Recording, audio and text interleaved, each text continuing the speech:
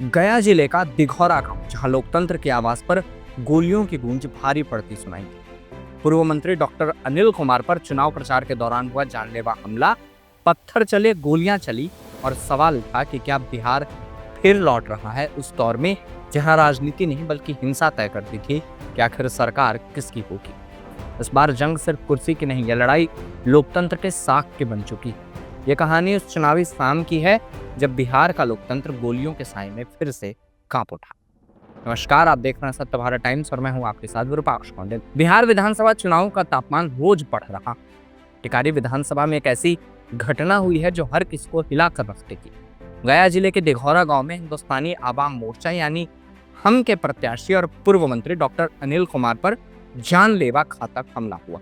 चुनाव प्रचार के दौरान गोलीबारी, पत्थरबाजी भारत के सबसे बड़े लोकतंत्र में ये जंगल राज के वापसी की उम्मीद दिखा रहा है। बुधवार 29 अक्टूबर को शाम का समय था।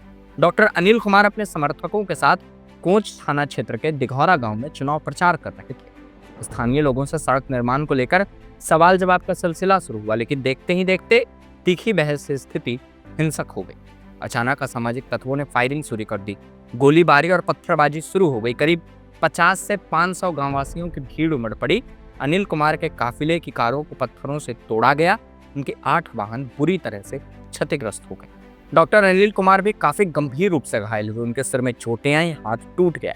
उन्होंने कहा कि अगर मैं 5 मिनट देरी से आता तो वो मुझे मार डालते। उनके भाई मुन्ना शर्मा, अंगरक्षक और कई समर्थक भी घायल हुए। सभी को अनुग्रह नारायण मगध मेडिकल कॉलेज अस्पताल में भर्ती किया गया। पुलिस की तुरंत कार्रवाई हुई। जिला प्रशासन के डीएम शशांक शुभांकर और सीनियर एसपी आनंद कुमार तुरंत मौके पर पहुंचे।